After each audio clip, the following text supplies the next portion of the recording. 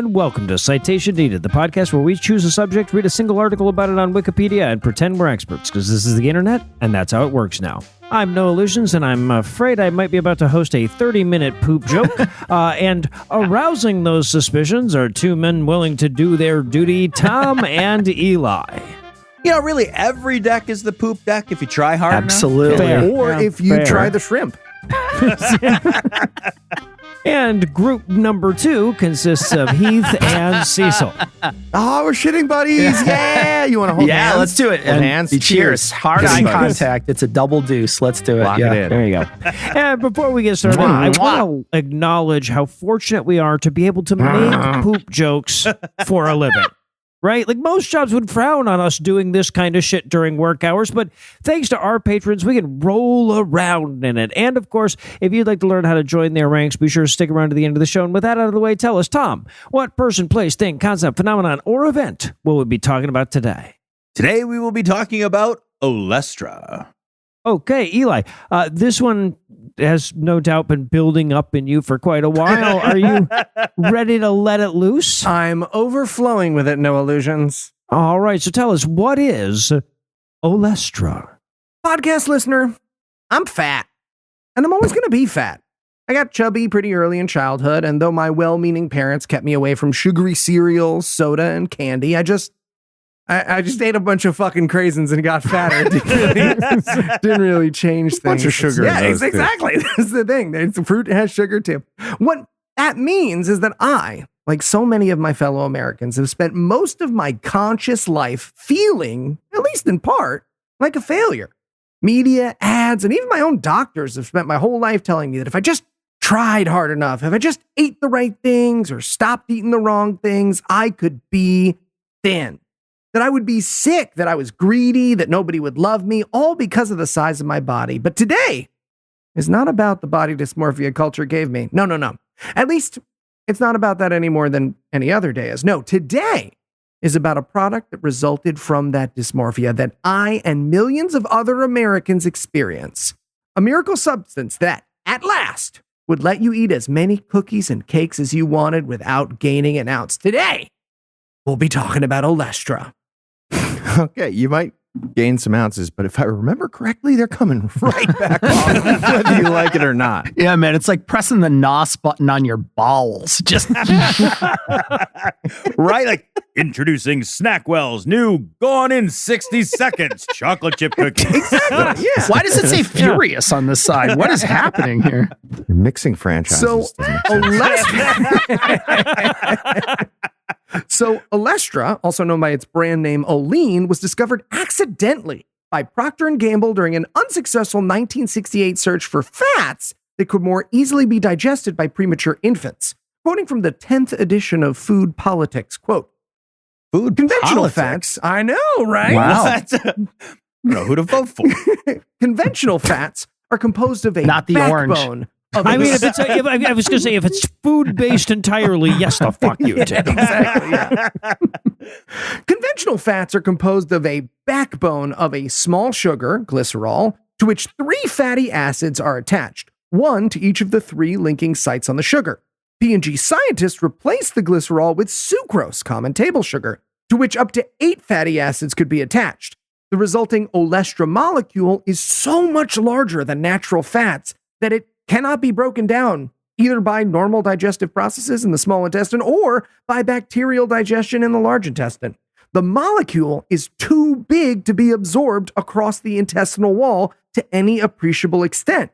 It cannot be metabolized and therefore produces no calories. In addition, P&G scientists were able to manipulate the fatty acid composition of Olestra to give it the thickness, cooking properties, and taste of natural fats and oils. Hence, it could substitute for any conventional oil to prepare fast foods, restaurant meals, or, for that matter, foods cooked at home. End quote. Okay, it was about premature infants. So, like, a guy in a lab coat walked into a focus group. What up, fat preemies? Great news. That's weird. It's a weird experiment you did. Fucking capitalism makes you say shit like, an indigestible molecule that's too big for the human body to break down, why we could make a fortune selling it to people to eat. That's what I like. It's the crux of this story is that someone was like, poison? And they were like, put it in chips. In 1971, P&G met with the FDA to ask what kind of testing would be required to introduce Olestra as a food additive. And the answer, unfortunately for them, was a lot. So the idea was temporarily shelved because during initial testing, P&G noticed a decline in blood cholesterol levels as a side effect of the Olestra replacing natural dietary fats. So in 1975, P&G filed a new request with the FDA to use Olestra as a drug, specifically to lower cholesterol levels.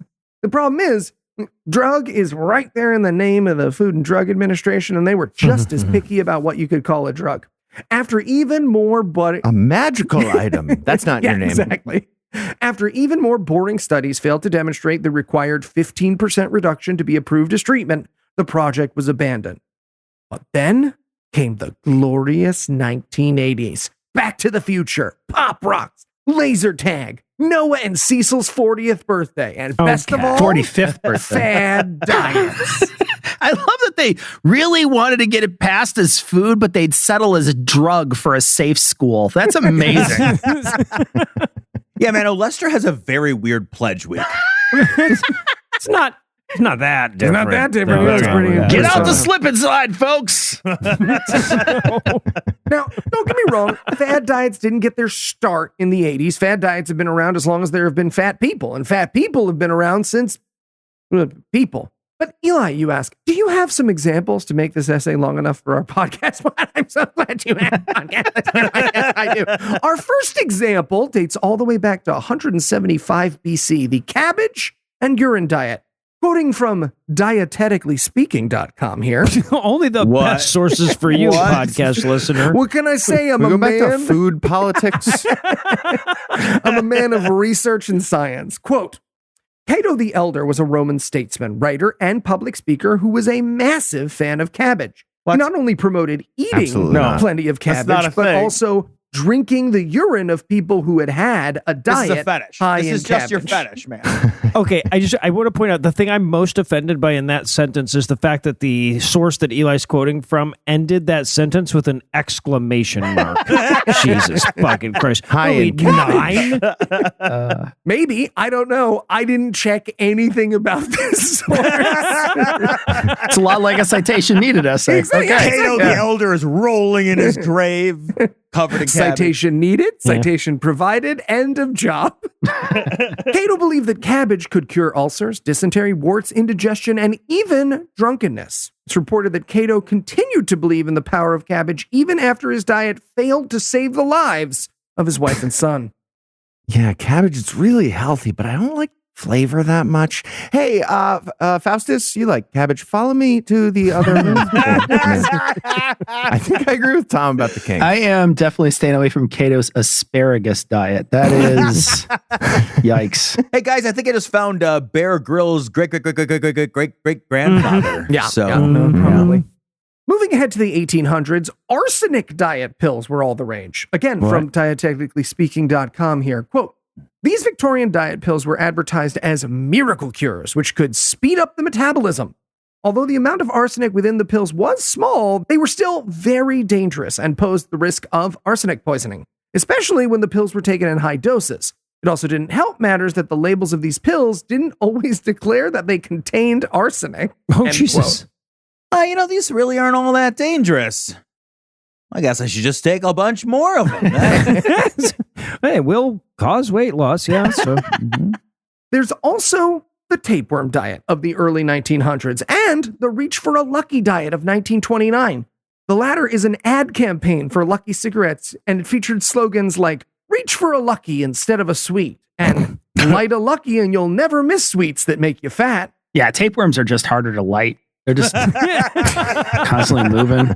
And last, and almost certainly my favorite, the Sleeping Beauty diet. This diet was popular in the late 1970s and involved putting yourself under heavy sedation for several days at a time Whoa. so that you could, Jesus. quote, sleep the pounds away. Who was apparently Jesus. a favorite of none other than Elvis Presley. Oh, yeah, no, because when I think of successful weight loss strategies, All right, I'm just one more coma away from my ideal weight. Then I can have all the peanut butter, bananas, honey, and bacon sandwiches that I want. I'm Elvis Presley. And then another coma after that because I ate more of the sandwiches named after me. How does this work? Yeah, I'm sorry. I can't come into work today or tomorrow or Wednesday. I'll be in on Thursday, though. I'll be in Thursday. I'm taking a long lunch. Yeah, I plan to catch salmon in a stream with my teeth. I'm a bear. Yeah, This is how bears pretty eat. much. Yeah. What bears Right. do. So back to our story. Olestra seemed dead in the water, but a new fad diet would change all that. And it all started with a few dead senators. Okay, I'm I know listening. you are, baby. Right. I know you fucking are. See, in the 1960s and 70s, it wasn't uncommon for men to just drop dead of heart attacks at the ripe old age of 40, Oh, as lucky. God intended. But according to NPR, 8 U.S. senators died in office of heart disease during that 20-year period, which was enough to catch the attention of their colleague, Senator George McGovern. McGovern called a hearing, and 2 witnesses were key in pointing the finger at fat. Nathan Perticklin, a longevity guru who believed that heart disease could be reversed with diet, and a Harvard University professor who pointed to the harms of overconsumption of fat as outlined in the New England Journal of Medicine in 1967. The problem is their answers were too technical for the American people. See, both Prickton and the professor were talking about the harms of saturated fat, which is extremely high in calories. And reducing your saturated fat intake is good for your heart and can reverse heart disease, as proved by at least one number of our cast. But all this saturated, unsaturated hullabaloo didn't get through to the public. What they heard was fat bad, carbs good. And by the late 1980s, the low-fat craze was in full swing. Food companies pumped out hundreds of high-sugar products, labeled them low-fat, and sold them as healthy. The low-fat craze even changed how we drink milk, introducing the popularity of 2%, 1%, and skim milk, though luckily Gross. these watery horrors have dwindled in popularity in recent years. Yeah, and young Heath was like, okay, got it. A dozen bagels and some 2% yes. milk. Food pyramid, healthy I get breakfast. so Nailing much it. bread and ketchup is a vegetable. It was a great time to be alive. So what does all this have to do with Olestra? Well, in 1984, the FDA allowed Kellogg to claim publicly that their high-fiber, low-fat breakfast cereals were effective in reducing the risk of cancer. And P&G saw their in. They began another 3-year series of tests to once again have Olestra listed as a food additive. This time as a fat-fighting one. Yeah, you must be mistaken, doctor. You see, I've been eating 2 bowls of cinnamon mini bun cereal every day for years. So In skim milk. Yeah. So, Go check your chart one more time. You definitely got this double wrong. check. Can't Right be. there at the bottom. can't. Now, the FDA was reasonably hesitant. Food additives are usually included in tiny amounts, but P&G was recommending Olestra for up to 35% replacement of fats in home cooking and 75% in commercial uses. This meant that a 1-ounce serving of potato chips would include 2 teaspoons of Olestra. By Jesus. contrast, diet sodas contain only milligrams of artificial sweeteners, and the brand-fortified Kellogg cereal that inspired P&G contained only 2.4 grams of psyllium husk per serving. This high amount per serving led to what was probably Olestra's biggest problem: insufficient testing. See, the way we test food additives is by giving animals an incredibly high, like 100-fold dose, and seeing if any side effects appear. But you can't feed a mouse 12.5 cups of Olestra to test your 1-ounce bag of chips. well, not So- twice you can't. yeah, no, Yeah. not twice. So the long-term effects, like diarrhea and vitamin loss, were not included in P&G initial studies. Yeah, also, the whole concept of the low fat craze was wrong. When you eat natural fats, like you eat an avocado, the body's not like, oh, nice, this is perfect. Gonna run that straight through to Heath's love handles, that entire avocado. It's more like, dude, a dozen bagels? We gotta fucking put that somewhere. Like, all right, we'll make some fat, I guess. We have to put it somewhere. I knew you were keto. I read between the lines. He's keto. Now, that doesn't mean the FDA didn't notice the diarrhea and the vitamin loss. By the time they approved Olestra, 6,600 anecdotal complaints of gastrointestinal problems had already been filed with the organization. So they approved it with a condition.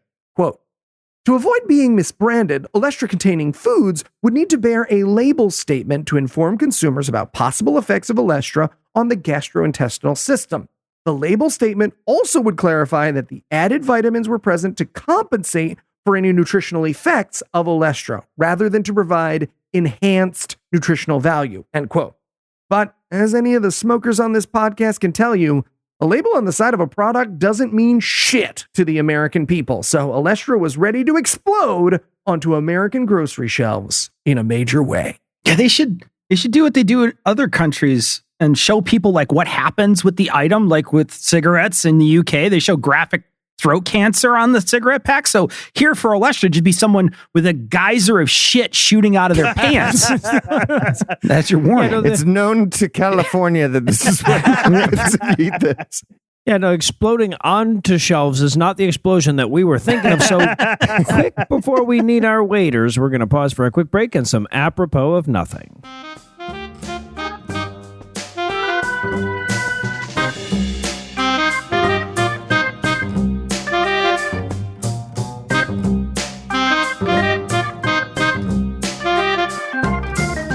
All right, everybody, thank y'all so much for participating in this focus group for our brand new chip line. Poison. I shat my It's pants like poison. 100 Terrible. times. All right. Now, I understand that a few of you have some concerns about the food additives in the chip, and I promise you we will get to those, but I need to cover all of these questions on my list, okay? Literally the worst part of my I life. thought I was I won't talk dying. Okay, so question 1.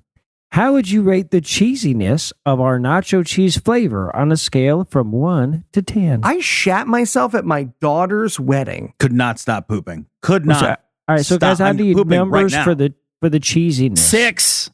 Dude, really? Well, what? They weren't that cheesy. All right, 6. Thank you, Kyle. Question 2. Which of the following price points would make these chips more appealing to you as a consumer? Seriously.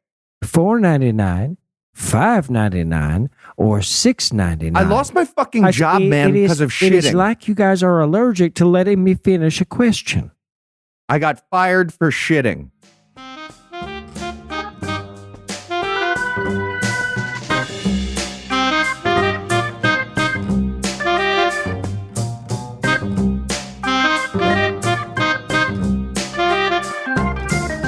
All right, when we left off, Olestra was approved with a big sticker that said, "This gives you the shit." So how did that work out, Eli? All right, so Procter & Gamble introduced Olestra to the market under the brand name Olean.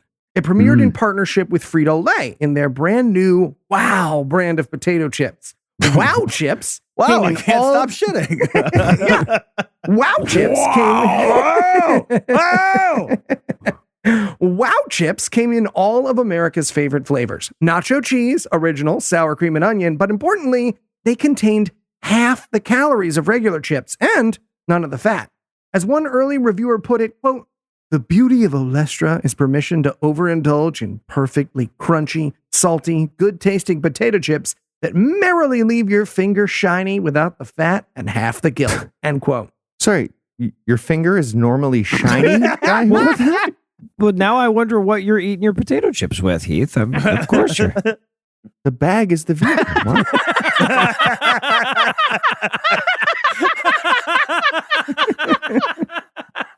All right. So to show you How are you guys eating them? What the fuck?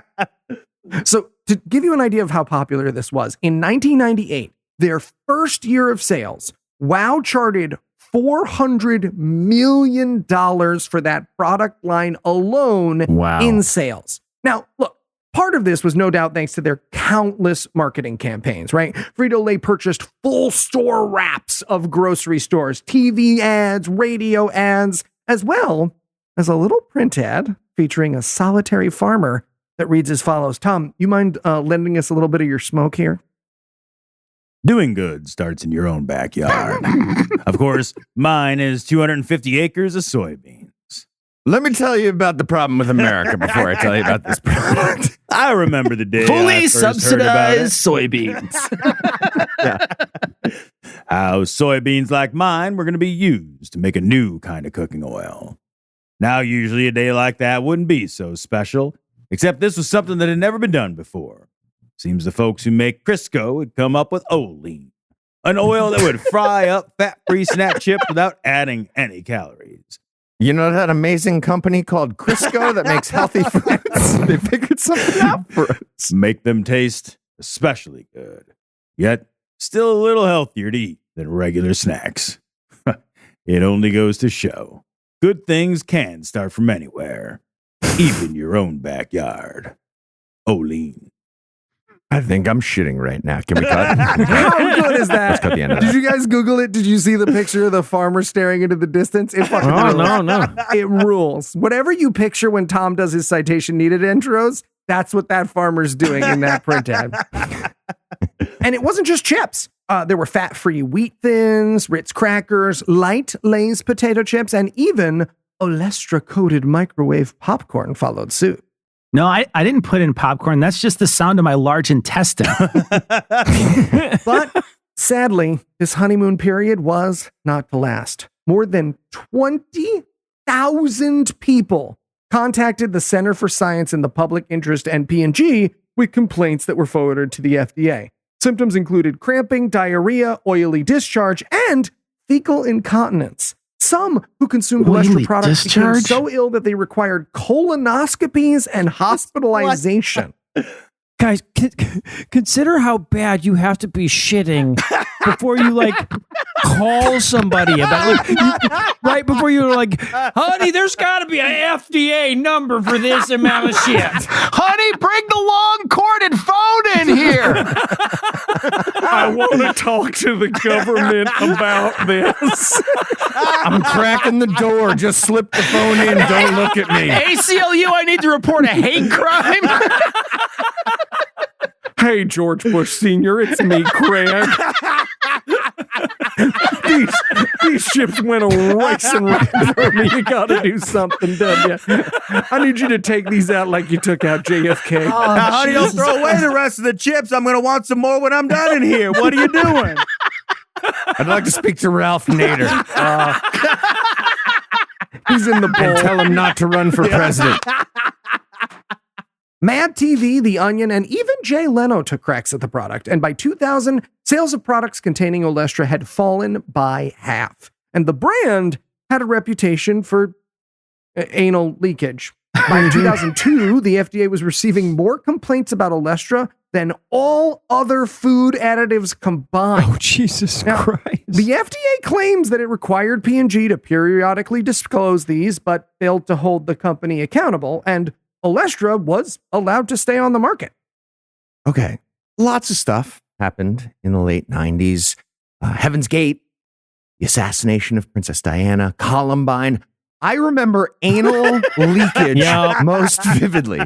And it never even said that on the label. It said, may cause abdominal cramping and loose stools. But like, it's bad for sales when a food has a warning that's adjacent to anal leakage. And of course, America's they're going to keep eating it for years, but then definitely stopped way later when it gets taken off the market so many years later. We'll stop. We can't buy it anymore. Yeah, right. Right. No, the Olestra term that really echoes through the years for me was fecal urgency. Urgency, yeah. Yeah, I liked that term. No I felt like gitterism. anal leakage always overshadowed fecal urgency. Mm-hmm. It did. But did Olestra actually give you the shits? The answer is more complicated than you might think. No, it's not.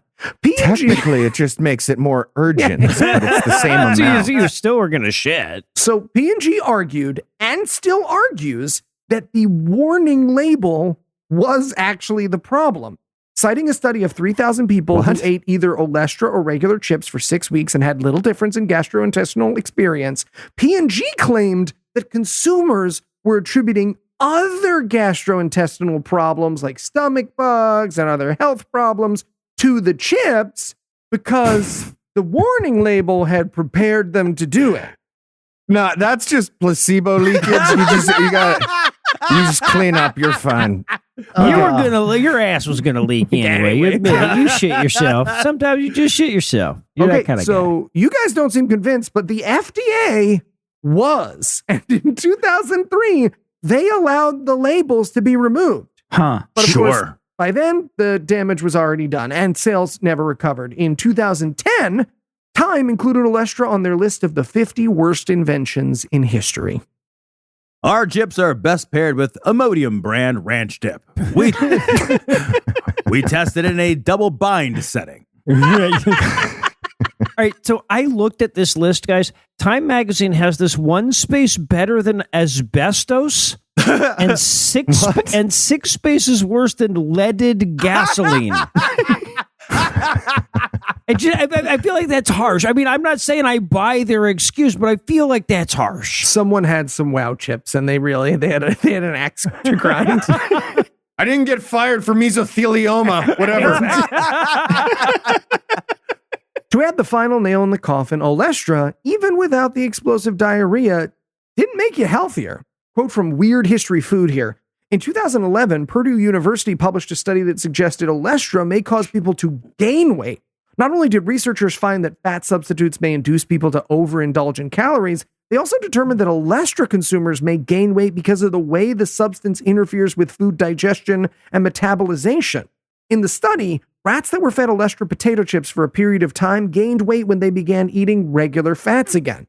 Consuming Olestra apparently changed the rat's physical response to food, altering their natural ability to regulate fat. That seems healthy. According to Purdue University professor Susan Swithers, when we get the cues that something is fatty, but no calories arrive, our body gets confused. This confusion can make the body stop preparing to digest fatty food when it does come. Olestra essentially plays a biochemical ding-dong ditch with your digestive system. So it turns out the only reliable weight loss offered by Olestra was the pounds you'd leave behind in the bathroom, end quote. Well, joke's on you. I wasn't trying to lose weight. I was trying to shit like the fountain at the Bellagio. So mission accomplished. The press was so bad that Wow rebranded their Olestra products as light potato chips and Pringles, which were still on sale till, anybody have a guess? That's right, 2016. Fantastic. Once you pop, you can't stop shitting. Bet you can't just go one. Yeah. So what happened to all of the Olestra? Well, today, Olestra is marketed under the brand name Cephos for use as an industrial lubricant and paint additive. Nice. Sure. Yeah. According to Good. Wikipedia, quote, it is currently used as a base for deck stains and lubricant for small power tools. And there are plans to use it on larger machinery. Oh, there you go. Oh, good. Yeah. We have All to right. feed it like drills ahead of time and see if they. You don't want to pigeonhole it to just the small power. That's cool. So if you had to summarize what you've learned in one sentence, what would it be? Here we go again. And are you ready for the quiz? Whatever, that's like a miracle drug, isn't of it? course. No, nothing will go Obviously, wrong with this that. one. It's going to go great. This one. I'm ready. Okay. So, Eli, what are a bunch of people thinking right now after hearing about the new branding of Olestra? A, that's why my deck is constantly shitting itself. That makes sense. It's A. Oh, it's A. All right, fantastic. A.